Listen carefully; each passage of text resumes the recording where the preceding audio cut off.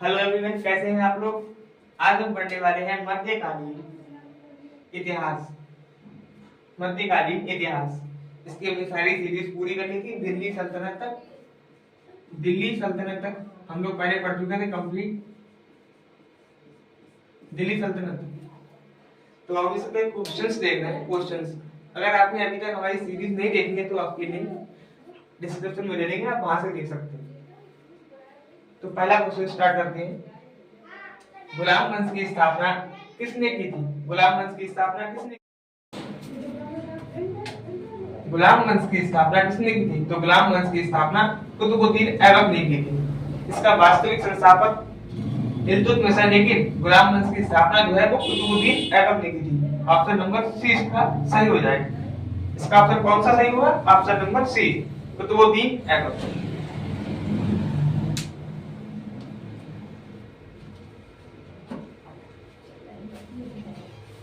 अगला क्वेश्चन है, कुतुबुद्दीन ऐबक किसका गुलाम था? कुतुबुद्दीन ऐबक किसका गुलाम था? तो किसका गुलाम था? कुतुबुद्दीन ऐबक मोहम्मद गौरी का गुलाम था। किसका? मोहम्मद गौरी का। मोहम्मद गौरी के साथ जो भारत पे आक्रमण किया था वो कुतुबुद्दीन ऐबक और मोहम्मद गौरी दोनों ने मिलकर भारत पर आक्रमण किया था।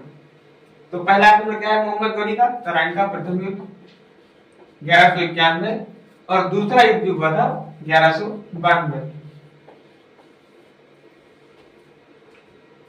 तो इसका सही answer option number C. Option number C, Qutubuddin Aibak. कौन? कुतुबुद्दीन ऐबक, इसका सही आंसर। तो कुतुबुद्दीन ऐबक ने अपनी राजधानी जो थी वो कहां स्थानांतरित की थी या कहां किसे बनाई थी? तो कुतुबुद्दीन ऐबक ने किसकी अपनी राजधानी बनाई थी या किस क्षेत्र को अपनी राजधानी बनाई थी? राजधानी, तो इसका ऑप्शन जो है क्या लाहौर है, दिल्ली, आगरा, इंद्रप्रस्थ? इसका सही आंसर है लाहौर। सही आंसर लाहौर। लाहौर से जो राजधानी थी वो जो इसने स्थानांतरित की थी वो इल्तुतमिश ने की थी। लाहौर से जो राजधानी लेकर जो दिल्ली आया था उसका नाम क्या था? इल्तुतमिश।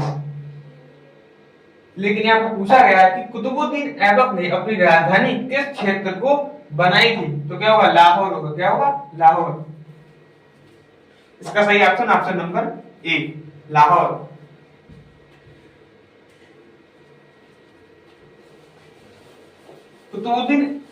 कुतुब मीनार की नींव किसने डाली? कुतुब मीनार की नींव किसने डाली?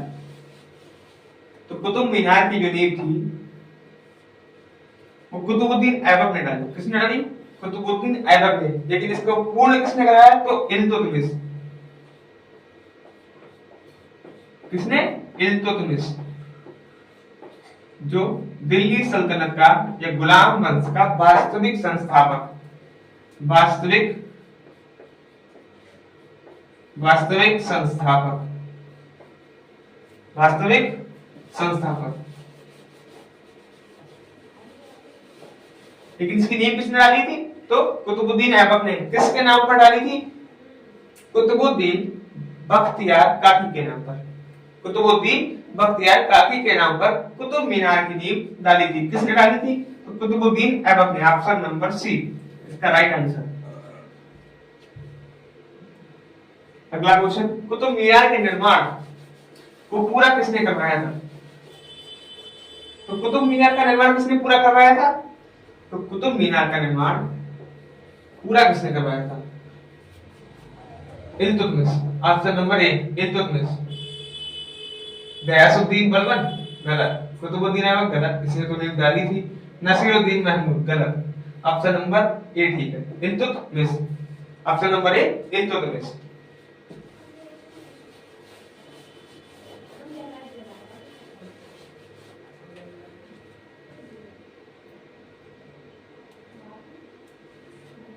मध्यकालीन कुब्बत उल इस्लाम मस्जिद एवं 2.5 दिन का झोपड़ा नामक मस्जिद का निर्माण किसने कराया था? तो किसने कराया था? कुब्बतुल इस्लाम मस्जिद और अढ़ाई दिन का झोपड़ा किसने निर्माण किसने करवाया था? तो कुतुबुद्दीन ऐबक। किसने? कुतुबुद्दीन ऐबक, दिल्ली सल्तनत का संस्थापक कुतुबुद्दीन ऐबक। अढ़ाई दिन का झोपड़ा, कुब्बत उल इस्लाम मस्जिद। ऑप्शन नंबर सी इसका राइट आंसर, ऑप्शन नंबर सी।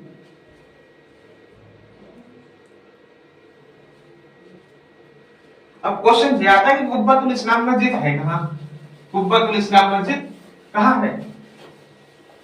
कुब्बतुल इस्लाम मस्जिद दिल्ली में। कहां है? दिल्ली में। कहां है? दिल्ली। तो दिल्ली में कुब्बत उल इस्लाम मस्जिद कहां है? तो दिल्ली में।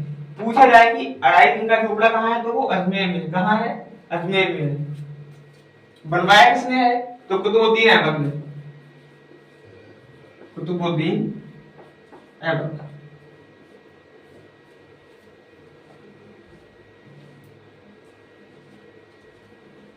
देखिए जो मैंने पूछा था कि मस्जिद है कहां? कुब्बतुल इस्लाम मस्जिद। तो वो देखो क्वेश्चन आ गया कि अढ़ाई दिन का झोपड़ा नामक मस्जिद कहां है? ये कहां स्थित है? तो अजमेर में। कहां स्थित है? अजमेर में स्थित है। अजमेर कहां है? राजस्थान। राजस्थान। राजस्थान। पिंक सिटी के नाम से किसे जानते हैं? पिंक सिटी के नाम से तो जयपुर। पिंक सिटी या गुलाबी शहर।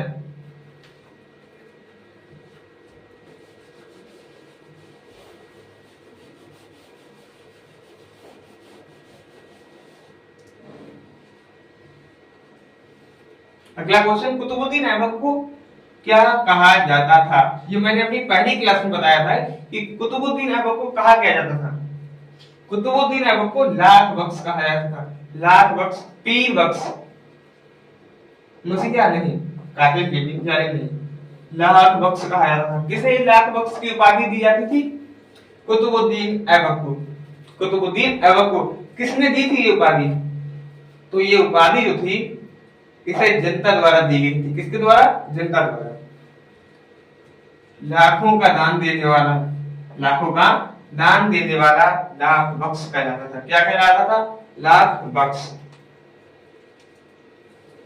अगला क्वेश्चन देखते हैं। अगले क्वेश्चन देखने से पहले मैं आपको बता दूं कि मैंने जो है वो दिल्ली सल्तनत पूरा कंप्लीट करा दिया है। दिल्ली सल्तनत उससे आप देख लें, मेरी लिंक तो तीनों वीडियो की प्लेलिस्ट है वो मैं आपको डिस्क्रिप्शन में दे दूंगा, वहां से आप देख सकते हैं। तभी आप ये क्वेश्चन कर सकते हैं, वरना इसने पढ़ा होगा वही कर सकता है, अन्यथा आप कर नहीं सकता क्योंकि क्वेश्चन इतने कठिन है।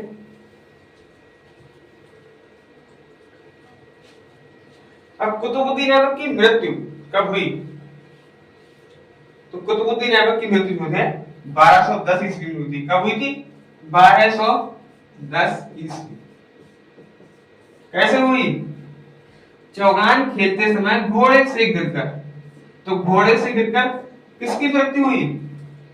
कुतुबुद्दीन ऐबक की। कुतुबुद्दीन ऐबक को कहां दफनाया गया? तो लाहौर में दफनाया गया। कहां दफनाया गया? लाहौर में दफनाया गया। लाहौर में किसे दफनाया गया? तो कुतुबुद्दीन ऐबक को। कब दफनाया गया? तो 1210 ईस्वी में दफनाया गया। किसे दफनाया गया? 1210 ईस्वी में कुतुबुद्दीन ऐबक को लाहौर में दफनाया गया।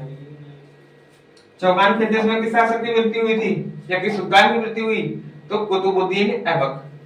कौन? कुतुबुद्दीन ऐबक, गुलाम वंश का संस्थापक कुतुबुद्दीन ऐबक।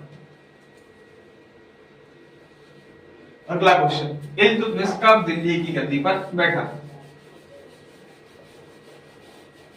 इल्तुतमिश दिल्ली की गद्दी पर कब बैठा?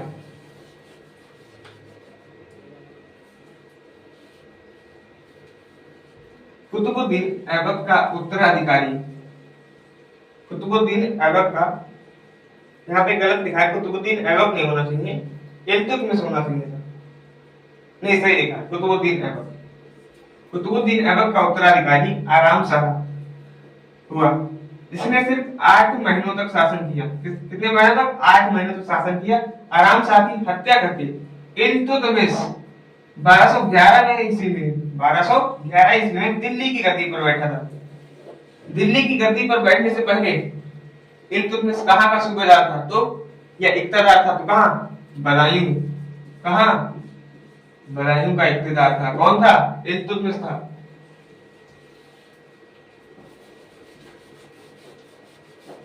तो इसका सही आंसर 1211 ईस्वी। इसमें कहीं है 1211 ईस्वी? जी 1211 ईस्वी। अगला क्वेश्चन देखते हैं। इस क्वेश्चन का right answer option number C 1211 ईस्वी। मध्यकालीन भारत इतिहास।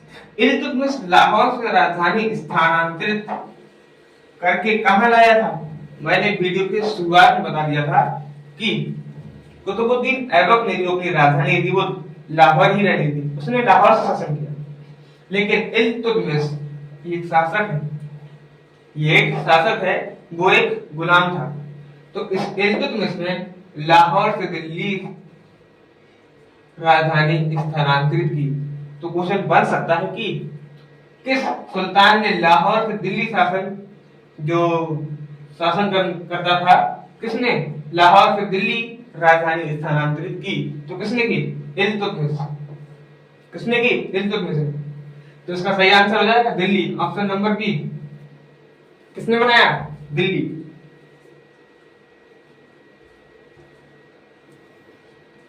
इल्तुतमिश की मृत्यु कब हुई? इल्तुतमिश की मृत्यु कब हुई? एक क्वेश्चन पहले, उससे पहले ये देखते हैं कि इल्तुतमिश पहला शासक था जिसने 1229 ईस्वी में बगदाद के खलीफा से सुल्तान की पद की वैधानिक स्वीकृति प्राप्त की, या एक प्रकार का प्रमाण पत्र प्राप्त किया। इल्तुतमिश की मृत्यु 1236 ईस्वी में हो गई। 1236 ईस्वी में, 1236 ईस्वी में। ध्यान रखिएगा 1236 है, 36, 26 नहीं 36। किसकी मृत्यु 1236 ईस्वी में हुई थी? इल्तुतमिश। यह पहला सुल्तान जिसने बगदाद के खलीफा से सुल्तान पद की वैधानिक स्वीकृति प्राप्त की थी। तो कौन है? इल्तुतमिश है। कौन है? इल्तुतमिश। इसने बगदाद के खलीफा से सुल्तान पद की वैधानिक स्वीकृति प्राप्त की। किसने की? इल्तुतमिश। इल्तुतमिश की मृत्यु कब हुई? 1236 ईस्वी में। 1236 ईस्वी में किसकी मृत्यु हुई? इल्तुतमिश की। अगला क्वेश्चन, रजिया सुल्ताना बेगम की हत्या कब हुई? किसकी? रजिया सुल्ताना बेगम की हत्या कब हुई?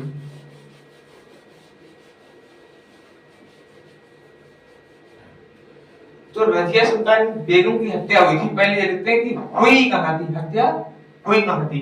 तो कैथल में हुई। कहां हुई? कैथल में हुई। रजिया बेगम की हत्या 1240 ईस्वी में डाकुओं के द्वारा, किसके द्वारा? हिंदू डाकुओं के द्वारा। यहाँ पे हिंदू लिखा है, हिंदू डाकुओं के द्वारा, हिंदू डाकुओं के द्वारा कैथल के पास कर दी गई।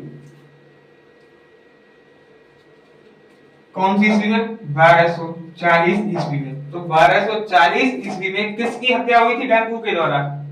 बल्कि हिंदू डाकुओं के द्वारा। हिंदू डाकुओं के द्वारा कैथल में या कैथल के पास में 1240 ईस्वी में रजिया सुल्ताना बेगम की हत्या कर दी गई। तो 1200 पहले बताइए कि 1236 ईस्वी में किसकी हत्या हुई थी या किसकी मृत्यु हुई थी? तो इल्तुतमिश। 1240 ईस्वी में किसकी हत्या हुई थी? तो रजिया सुल्ताना बेगम, इल्तुतमिश की पुत्री। तो एक बार कहां देखते हैं कि रजिया सुल्ताना बेगम की हत्या कब हुई थी? 1240 ईस्वी में। कब हुई थी? 1240 ईस्वी में। अब देखते हैं अगला क्वेश्चन, रजिया बेगम की शादी किसके साथ हुई? तो पहले ये देखते हैं कि हुई क्यों थी। रजिया सुल्ताना बेगम की जो शादी हुई थी अल्तुनिया से हुई थी। किसके साथ हुई थी? अल्तुनिया।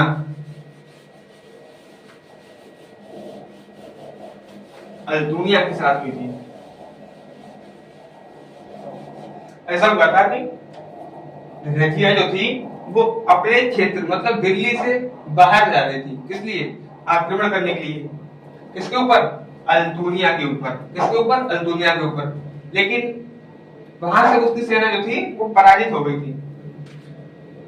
लेकिन वहीं पे तुर्क एक चहलगामी 40 अमीरों का गुट जो बना हुआ था, उसने तुरंत सुल्तान रजिया सुल्ताना को हटाकर शासन किसे दे दिया था?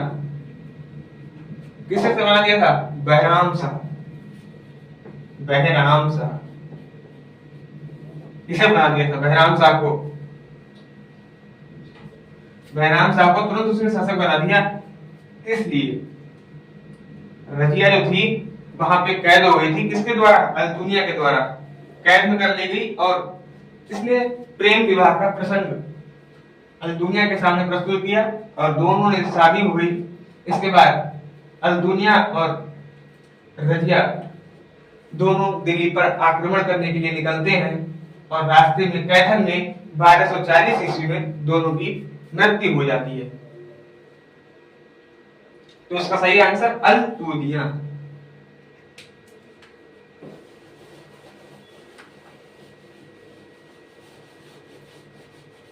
तो तुर्क के चहलगामी कितने सरदारों का गुट था? तो कितने सरदार? 40 सरदारों का गुट था। कितने सरदारों का? 40 सरदारों का गुट था। कौन सा? तुर्क एक चहलगामी। इसका संस्थापक कौन था? तो इल्तुतमिश, जो दिल्ली सल्तनत का वैधानिक संस्थापक और दिल्ली सल्तनत का वास्तविक संस्थापक था। अगला क्वेश्चन देखते हैं। रजिया बेगम की हत्या कहां पर गई थी? कहां पर? मैंने बताया था कि 1240 ईस्वी में कैथल। कहां? कैथल। ऑप्शन है 1240 ईस्वी में कैथल में रजिया सुल्तान की हत्या कर दी गई थी। अगला क्वेश्चन देखते हैं। क्वेश्चन काफी सरल होते जा रहे होंगे आप लोगों के लिए। टोपी सीकर अपना जीवन निर्वाह करने वाला सुल्तान, टोपी सीकर अपना जीवन निर्वाह करने वाला शासक कौन था? तो नसीरुद्दीन महमूद, बलबन का दामाद। बलबन का दामाद। अब आपके मन में बात ये भी आ रही होगी कि बलबन की पुत्री का नाम क्या था? तो हुजैरा। हुजैरा। हुजैरा किसकी पुत्री थी? तो बलबन की। किसकी थी? बलबन की। बलबन का दामाद कौन था?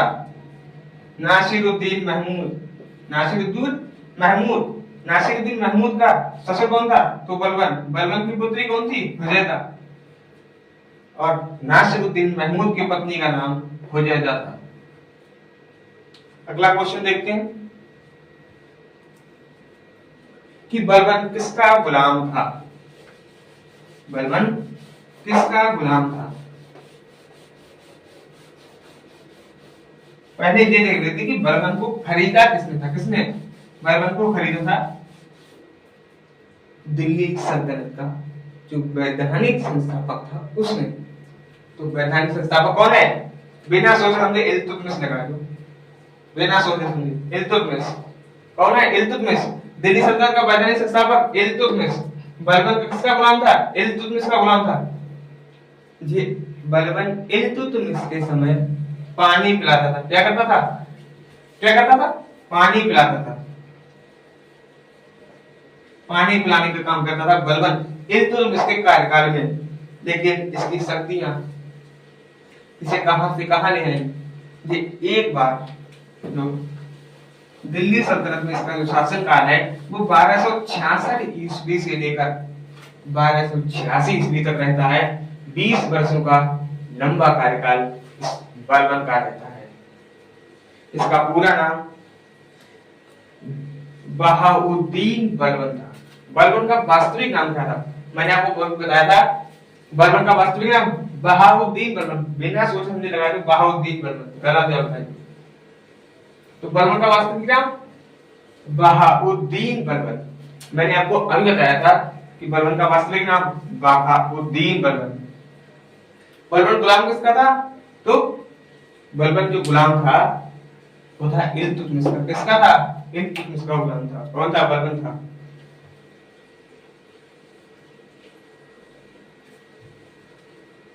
बलबन ने अपनी पुत्री का विवाह किससे करवाया? बलबन ने अपनी पुत्री का विवाह जो था वो नासिरुद्दीन महमूद से कराया था। मैंने आपको बताया था कि बलबन की पुत्री का विवाह नासिरुद्दीन महमूद के साथ हुआ था। किसके साथ हुआ था? नासिरुद्दीन महमूद के साथ हुआ था।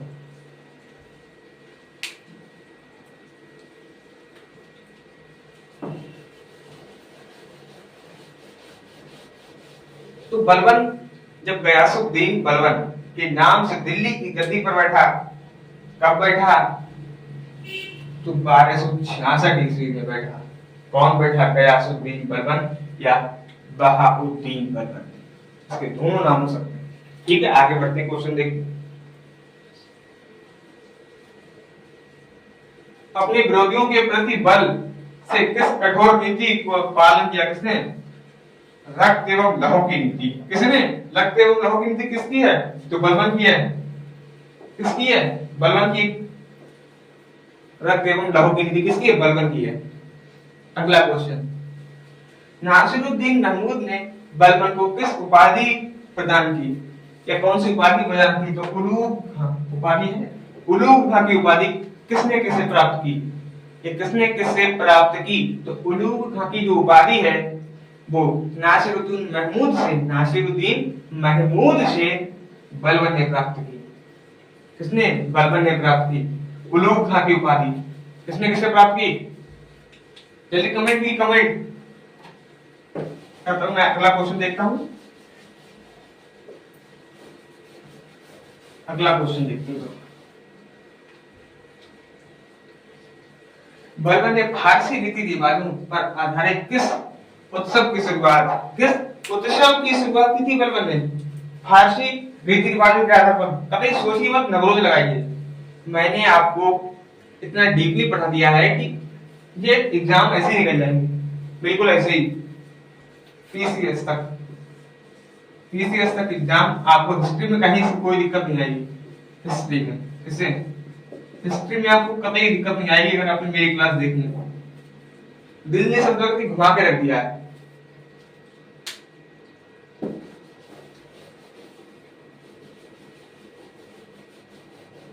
आपको दिल्ली सल्तनत में कभी दिक्कत नहीं आएगी अगर आपने मेरी क्लासेस देखी होंगी तो राज दरबार में सजदा और पागोश की प्रथा शुरुआत किसने की? तो बलबन ने की। किसने की? बलबन ने की। सजदा पागोश की शुरुआत किसने की? बलबन ने की। आगे बढ़ते हैं, अगला क्वेश्चन देखते हैं। गुलाम वंश का अंतिम शासक शमसुद्दीन की उम्र कौन? शमसुद्दीन की उम्र 2-2.5 साल का बच्चा है। इससे पहले शासनकाल किसका था? कमेंट कीजिए आप लोग, इससे पहले शासनकाल किसका था? तो बलबन के पोते का, इसका नाम है कैकुबाद। किसका नाम? कैकुबाद। बलबन के पोते का नाम कैकुबाद। अगला क्वेश्चन देखते हैं। बलबन के दरबार में फारसी कवि कौन कौन रहते थे? बलबन के दरबार में फारसी कवि कौन कौन रहते थे? तो बलबन के दरबार में फारसी कवि थे वो अमीर खुसरो भी रहते थे। अमीर खुसरो भी रहते थे और अमीर हसन भी रहते थे। इसका अर्थात ऑप्शन नंबर सी सही हो जाएगा। ऑप्शन नंबर सी इसका राइट आंसर हो जाएगा। धन्यवाद। आज के लिए बस इतना ही। हमारे चैनल को लाइक, सब्सक्राइब एंड शेयर जरूर करें। ऐसे ही लगातार अपडेट हम आपको देते रहेंगे। अगर आपने मेरी पिछली क्लासेस ना देखी हो तो इस लिंक के डिस्क्रिप्शन में मैं आपको लिंक दे दूंगा, वहां से आप सारी वीडियो की प्लेलिस्ट देख सकते हैं। धन्यवाद। जय हिंद, जय भारत।